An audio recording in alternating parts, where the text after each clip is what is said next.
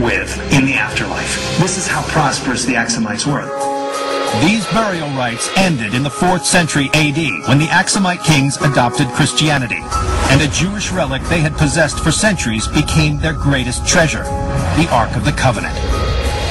Rumors have placed this precious artifact all over the world, but this is the land of King Solomon's son, Menelik, and many believe he brought the Ark home.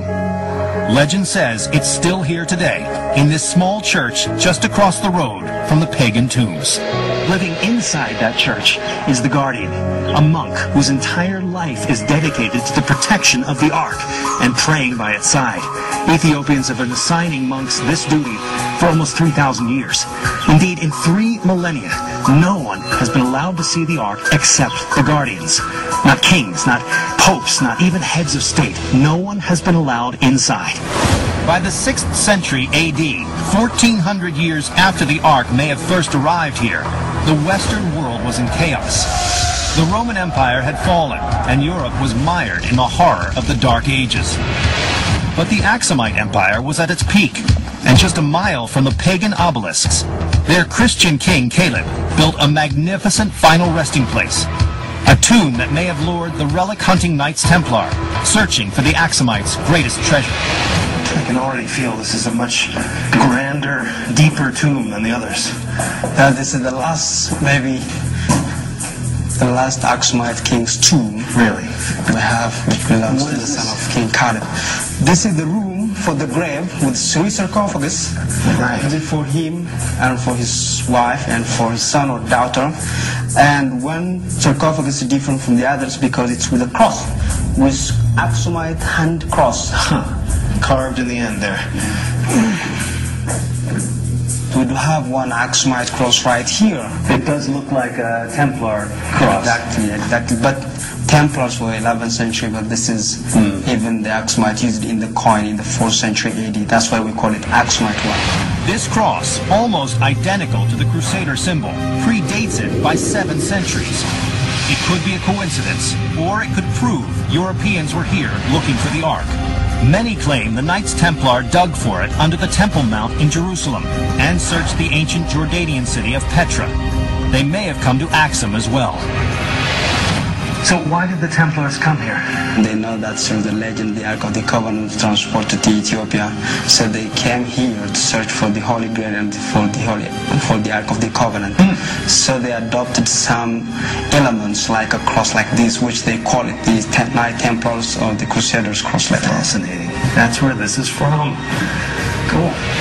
Did the predecessors of the Knights Templar come here searching for the Ark? And did they find it? Or is the greatest treasure in Christianity still locked away in a small church in a dusty town? The answers may be lost in time, like the once great but now forgotten Empire of Axum. Everything in this tomb speaks to the height of the Axumite Empire. It doesn't get any better than this. In fact, this king sees the Axumite Empire at its height. After this, certain factors contribute to the downfall. One, the Muslim armies end up cutting off the trade routes, the sea trade routes that the Axumites have used for their great prosperity. It becomes a landlocked state. So all of these factors contribute to the decline of the great Axumite Empire.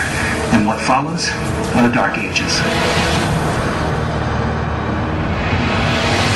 Coming up, we find an 800-year-old secret under this church. I'm speechless. See, we're looking at a boneyard. And later, an underground 9,000 feet straight up. You know what's awesome is that we got to come back down this thing.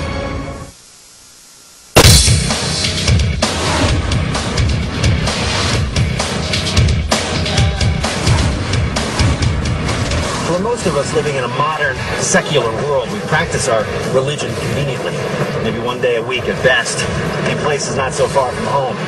But starting in the 11th century, Christians here, and from places as far away as Egypt, made annual pilgrimages to this remote region here in Ethiopia, to a legendary church built within a mountain cave, where many came to worship, and many came to die.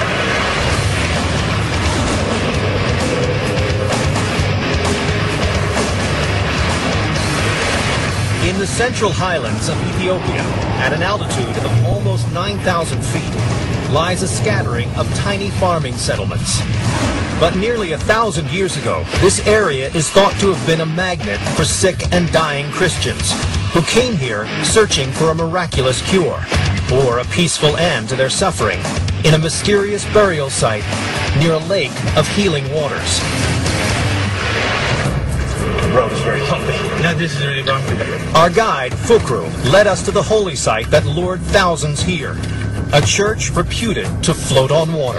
And so you're saying that this valley, what I'm seeing now as a remote village, just a few villagers, this would have been thousands of people, a kingdom. Yes, imagine what like 1,000 years ago was lots of people settling here.